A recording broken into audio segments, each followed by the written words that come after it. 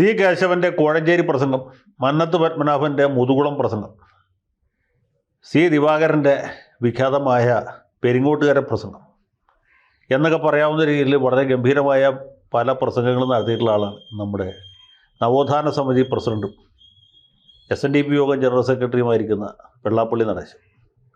അദ്ദേഹത്തിൻ്റെ ആലുവ പ്രസംഗം വളരെ പ്രസിദ്ധമാണ്. അതുപോലെ കഴിഞ്ഞ ദിവസം കോട്ടയത്ത് നടത്തിയ പ്രസംഗം അതിനേക്കാൾ പ്രസിദ്ധമായിക്കൊണ്ടിരിക്കുകയാണ്. ഈ കോട്ടയം പ്രസംഗത്തിൻ്റെ ഞെട്ടലിൽ നിന്ന് കേരളീയർ വിമുക്തരാകുന്നതിന് മുമ്പ് എറണാകുളത്തിനടുത്ത് പള്ളുരുത്തിയിൽ പുള്ളി അതിനെയും കടത്തിവെട്ടുന്ന മറ്റൊരു പ്രസംഗം നടത്തി. അവിടെ പുള്ളി ഏറെക്കുറെ കോട്ടയത്ത് പറഞ്ഞ കാര്യങ്ങൾ ആവർത്തിച്ചു എന്ന് മാത്രമല്ല, ചുണയുണ്ടെങ്കിൽ തനിക്കെതിരെ കേസെടുക്കാൻ പോലീസിനെയും സർക്കാരിനെയും വെല്ലുവിളിക്കുകയും ചെയ്തു. വെള്ളാപ്പള്ളിക്കെതിരെ കേസെടുക്കാനോ പുള്ളിയെ കയ്യാമം വെച്ച് നാട് റോഡിൽ കൂടി നടത്തിക്കാനൊക്കെ ധൈര്യമുള്ള ഒരു പോലീസുകാരൻ ഇനി ജനിച്ച് വളർന്ന് വലുതായി പോലീസിൽ ടെസ്റ്റ് എഴുതി പാസ്സായി PSC അഡ്വൈസ് മെമ്മോ വന്ന് സർക്കാർ അപ്പോയിൻമെൻ്റ് ഓർഡർ അയച്ച് ജോയിൻ ചെയ്യാനിരിക്കുന്നേ ഉള്ളൂ. അങ്ങനെ ഒരാൾ ഇതുവരെ ജനിച്ചിട്ടില്ല. അയാൾ വളർന്ന് വലുതായി പോലീസിൽ ജോലി കിട്ടുമ്പോഴത്തേക്കും നടേശൻ മുതലാളിയുടെ കാലം കഴിഞ്ഞിട്ടുണ്ടാവും.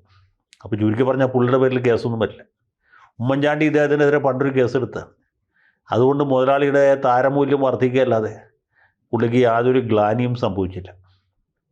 ഏതായാലും വെള്ളാപ്പള്ളിയെ കുരിശിൽ തറക്കണം എന്ന് പറഞ്ഞുകൊണ്ട് ഒരു വലിയ വിഭാഗം ആളുകൾ രംഗത്തിറങ്ങിയിട്ടുണ്ട്. കുരിശിൽ തറക്കണമെന്ന് പൊതുവെ പലർക്കും ആഗ്രഹമുണ്ട്. പക്ഷേ പുള്ളിയെ തറക്കാൻ പറ്റിയ ആണി ഇതുവരെ കിട്ടിയിട്ടില്ല. കുരിശാണെങ്കിൽ പണിയാൻ കൊടുത്തിട്ടേ ഉള്ളൂ. അപ്പോൾ ഇതാണ് നമ്മുടെ നാട്ടിലെ നിലവിലുള്ള സംഭവം സാഹചര്യം. അപ്പോൾ വെള്ളാപ്പള്ളി നടേശനെ ക്രൂശിക്കണം എന്ന് പറഞ്ഞ് രംഗത്ത് വന്നിട്ടുള്ള അധികവും മുസ്ലിം ലീഗിൻ്റെ ചില തുക്കട നേതാക്കന്മാരാണ്. കുഞ്ഞാലിക്കുട്ടി പറഞ്ഞിട്ടില്ല, അതുപോലെ സാദിഖ് അലി തങ്ങളും പറഞ്ഞിട്ടില്ല, പറയുകയുമില്ല. കാരണം ഈ തിരുവിതാംകൂർ ഭാഗത്ത് നടേശൻ മുതലാളിയുടെ ആളുകൾ ധാരാളമുണ്ട്. അവരുടെ വോട്ട് കിട്ടുകയില്ല. പറയുന്ന വെള്ളാപ്പള്ളി നടേശനാണെങ്കിലും കേസെടുക്കുന്നത് ശ്രീനാരായണ ധർമ്മ പരിപാലന യോഗം ജനറൽ സെക്രട്ടറിക്കെതിരായിട്ടാണ്. അപ്പോൾ ജനറൽ സെക്രട്ടറിക്കെതിരായി എടുക്കുന്ന കേസ് അല്ലെങ്കിൽ അദ്ദേഹത്തിൻ്റെ അറസ്റ്റ് എന്ന് പറഞ്ഞാൽ സമുദായത്തെ സംബന്ധിച്ചോളം അത് വലിയ ആഘാതമുണ്ടാക്കുന്ന ഒരു സംഗതിയാണ്. അതുകൊണ്ടുകൂടിയാണ് ഇദ്ദേഹത്തിന് ഇതൊക്കെ പറയാനുള്ള ഊർജ്ജം ഉണ്ടാകും. ഏതായാലും കേസെടുക്കില്ല, മാത്രമല്ല വോട്ട് പോവുകയും ചെയ്യും എന്ന കാര്യം അറിയാവുന്നുണ്ട്. കുഞ്ഞാലിക്കുട്ടി സാഹിബ് ബുദ്ധിമാനാണ്, പുള്ളിയൊന്നും വേണ്ടിയില്ല. പുള്ളി ഇതൊക്കെ പ്രശ്നം പഠിക്കപ്പെടേണ്ടതാണ്, സർക്കാരാണ് നടപടി എടുക്കേണ്ടത് എന്ന് പറഞ്ഞ് കൈകഴി. തങ്ങളാണെങ്കിൽ ഞാൻ ഈ നാട്ടുകാരനല്ല പാണക്കാട്ടുകാരനാണ് എന്ന് പറഞ്ഞ് പുള്ളിയും കൈകഴി. ഇതുപോലെ പക്ഷേ ഈ ലീഗിലെ ചില തുക്കടകളും തരികിടകളൊക്കെ ഇപ്പം തന്നെ നടേശനെ തകർക്കണം എന്ന് പറഞ്ഞിട്ട് രംഗത്ത് വന്നിട്ട് പിന്നെ അതിഭയങ്കരമായിട്ട് പ്രതിഷേധിച്ചിട്ടുള്ളത് നമ്മുടെ ജമാഅത്തെ ഇസ്ലാമിക്കാരും അവരുടെ മൗദൂദി ചാനലുമാണ്. മൗദൂദികൾ മൊത്തം പ്രകോപിതരാണ്. കാരണം മതേതരത്വത്തിന് ഭംഗം പറയുന്ന ഒരു കാര്യവും ഇവർ ഒരിക്കലും അംഗീകരിക്കുകയില്ല, അനുകൂലിക്കുകയില്ല. കേരളത്തിലെ ഏറ്റവും വലിയ മതേതരവാദി ആരാന്ന് വെച്ചാൽ സി ദാവൂദാണ്, പിന്നെ അബ്ദുറഹിമാൻ പെരിങ്ങാടിയാണ്, പിന്നെ അബ്ദുറഹിമാനാണ്, പിന്നെ അബ്ദുള്ളയാണ്. അപ്പോൾ ഇവരെയൊക്കെ സംബന്ധിച്ചിടത്തോളം ഈ മതേതരത്വം അല്ലെങ്കിൽ സർവ്വമത സമഭാവന എന്ന് പറഞ്ഞ ഒരു സങ്കല്പത്തിന് കോട്ടം തട്ടാനായിട്ട് ഇവർ ഒരിക്കലും സമ്മതിക്കില്ല. അവർക്ക് സത്യത്തിൽ നടേശനോടല്ല വിരോധം. വെള്ളാപ്പള്ളി നടേശന് എന്തും പറയാം, PC ജോർജിനും എന്തും പറയാം. പക്ഷേ അത് കേട്ടിട്ട് കേസെടുക്കാത്ത, അതിനെതിരെ പ്രതികരിക്കാത്ത മുഖ്യമന്ത്രി ഉണ്ടല്ലോ, സഖാവ് പിണറായി വിജയൻ. ഈ പിണറായി വിജയൻ വർഗീയതയ്ക്ക് ചൂട്ടുപിടിക്കുന്ന ആളാണ്, വംശീയതയ്ക്ക് ചൂട്ടുപിടിക്കുന്ന ആളാണ്. MV ഗോവിന്ദൻ്റെ പ്രസ്താവന വായിച്ചാൽ ഇത് ആർക്കെതിരായ പ്രസ്താവനയാണെന്ന് പോലും മനസ്സിലാവുകയില്ല എന്നാണ് ഇവർ പരാതി പറയുന്നത്. ആ പ്രസ്താവനയിൽ ഒരു സ്ഥലത്തും വെള്ളാപ്പള്ളി നടേശൻ്റെ പേര് പറഞ്ഞിട്ടില്ല. കാരണം MV ഗോവിന്ദന് വകതിരിവുണ്ട്, നേരത്തെ പറഞ്ഞ പ്രശ്നം പുള്ളിക്കുമുണ്ട്. അതുകൊണ്ട് ഈ പ്രസ്താവനയിൽ CPM സംസ്ഥാന സെക്രട്ടേറിയറ്റിന് വേണ്ടി പുറപ്പെടുവിച്ച പ്രസ്താവനയിൽ വെള്ളാപ്പള്ളി നടേശൻ്റെ പേരില്ല. ഇതാരെക്കുറിച്ചാണ് ഈ പ്രസ്താവന എന്ന് അറിയണമെങ്കിൽ നമ്മൾ ഒന്നുകിൽ ഈ പരപ്പനങ്ങാടി ഉണ്ണികൃഷ്ണപ്പണിക്കരുടെ അടുത്ത് പോയിട്ട് രാശി വെച്ച് നോക്കും, അല്ലെങ്കിൽ ആറാട്ടുപുഴ ചന്ദ്രപ്പണിക്കരുടെ അടുത്ത് പോയിട്ട് മഷിയിട്ട് നോക്കും. അപ്പോൾ മഷിയിൽ തെളിഞ്ഞു വരും വെള്ളാപ്പള്ളിയുടെ മുഖം. അതല്ലെങ്കിൽ പണിക്കർ പ്രശ്നം വെച്ച് പറയും, ഇത് ചേർത്തലക്കടുത്ത് കണിച്ചുകുളങ്ങര എന്നൊരു സ്ഥലത്താണ് ഇതിൽ പറയപ്പെടുന്ന ആൾ, ഈ പ്രസ്താവനയിൽ സൂചിതനായിട്ടുള്ള വ്യക്തി ഉള്ളത് എന്ന് പുള്ളി രാഹു, കേതു, കുജൻ ഒക്കെ നോക്കിയിട്ട് അവരുടെ സ്ഥാനം നോക്കിയിട്ട് തീരുമാനിച്ച് പറയും. അപ്പോൾ ഇങ്ങനെയുള്ള ഒരു പരിണതിയാണ് ഉണ്ടായിട്ടുള്ളത്. പോട്ടെ, ഈ നിഷാദ് റാവുത്തർക്ക് ഏറ്റവും വലിയ വിഷമം എന്തുകൊണ്ട് സ്വരാജ് ഇതിനെപ്പറ്റി ഒന്നും പറയുന്നില്ല. സ്വരാജ് വെള്ളാപ്പള്ളിയുടെ പ്രസ്താവന ദുഃഖകരമായി പോയി. ശ്രീനാരായണ പ്രസ്ഥാനത്തിൻ്റെ അമരത്തിരിക്കുന്ന ഒരാളിങ്ങനെ പ്രതികരിക്കാൻ പാടില്ലായിരുന്നു എന്ന രീതിയിലാണ് പ്രതികരിച്ചത്. അങ്ങനെ പ്രതികരിച്ച പോരാ, എം സ്വരാജ് മുണ്ട് മടക്കി കുത്തുകയും വെള്ളാപ്പള്ളി നടേശൻ്റെ മുണ്ട് പൊക്കി കാണിക്കുകയും ചെയ്യേണ്ടതായിരുന്നു. അത് ചെയ്തിട്ടില്ല എന്നാണ് റാവുത്തർക്ക് വിഷമം. റാവുത്തരുടെ വർത്തമാനം കേട്ടത് തോന്നും നിലമ്പൂർ ഉപതെരഞ്ഞെടുപ്പിൽ ജമാഅത്തെ ഇസ്ലാമിയുടെ പിന്തുണ ആ സ്വരാജിനായിരുന്നു. അവരുടെ വോട്ട് കിട്ടി ശേഷവും അവരുടെ വോട്ട് വാങ്ങിച്ചതിന് ശേഷവും സ്വരാജ് ജിഹാദികളെ പിന്തുണയ്ക്കുന്നില്ല എന്നാണ്. പാവ സ്വരാജിനറിയാം പുള്ളിയുടെ ബുദ്ധിമുട്ട്. എം സ്വരാജ് ഹമാസിനെയും പാകിസ്ഥാനെയൊക്കെ പിന്തുണയ്ക്കുന്ന ആളാണെന്നുള്ള തെറ്റിദ്ധാരണയിലാണ് നിലമ്പൂരിലുള്ള നല്ലവരായ നായന്മാരും നല്ലവരായ തീയന്മാരും പാവപ്പെട്ട പട്ടിക സമുദായക്കാരും ഒക്കെ ആദിവാസികളടക്കം ആര്യാണ് ഷൗക്കത്തിന് കൂട്ടിയത്. ഇയാളൊരു രാജ്യദ്രോഹിയാണ് എന്നായിരുന്നു അവർ വിചാരിച്ചത്. അപ്പോൾ അങ്ങനെയുള്ള ഒരാൾക്ക് അവിടെ വോട്ട് കിട്ടിയില്ല, അദ്ദേഹം തോറ്റുപോയി. ഇനി തോറ്റ സ്വരാജ് ആ ജിഹാദികളുടെ വാക്ക് കേട്ട് വെള്ളാപ്പള്ളി നടേശനെ വെല്ലുവിളിച്ചാൽ എന്തായിരിക്കും സ്ഥിതി?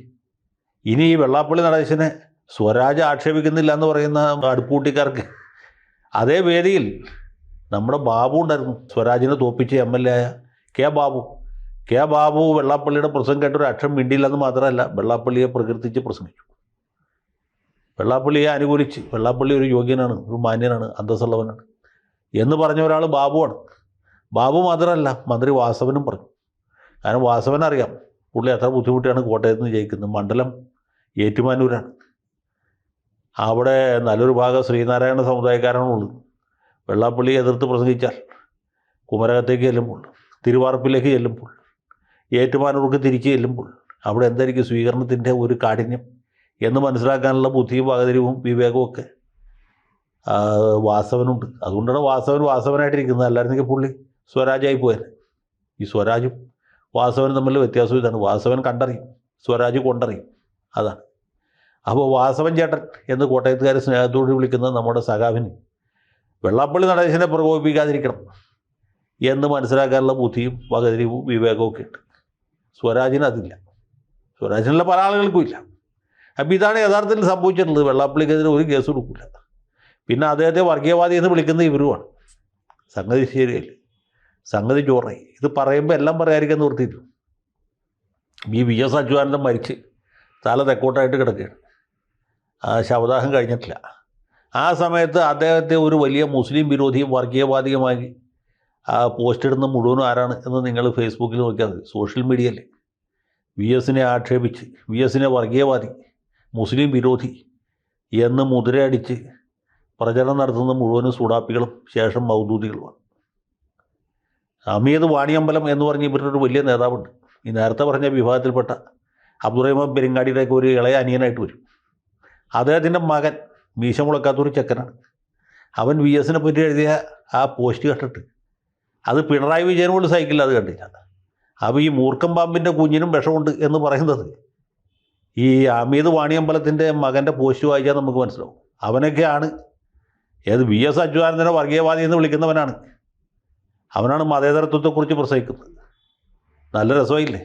അപ്പോൾ അത് ദാവൂദിൻ്റെ വർഗീയത എന്ന് വെച്ചാൽ പച്ച വർഗീയതയാണ്, നടേശൻ്റെ മഞ്ഞ ജാതീയതയാണ്. ഇതേ വ്യത്യാസമുള്ളൂ. അപ്പോൾ ദാവൂദ് സാഹിബേ, മറ്റ് സാഹിബന്മാരെ, അബ്ദുറഹിമാൻ പെരിങ്ങാടി സാഹിബേ, നിങ്ങൾ കണ്ണിലുള്ള കോലല്ല തടി ആദ്യം എടുത്ത് മാറ്റ്. എന്നിട്ട് നടേശൻ്റെ കണ്ണിലുള്ള കരട് അന്വേഷിക്കുക. അതിനൊക്കെ ഒരു മര്യാദയുണ്ട്, ഒരു മാന്യതയുണ്ട്. കൂടുതൽ പറയുന്നില്ല. കാലത്ത് നേരം ഇത് പറഞ്ഞാൽ വളരെ മോശമായി പോകും. അതുകൊണ്ട് നിർത്തുകയാണ്. ലാൽ സലാം.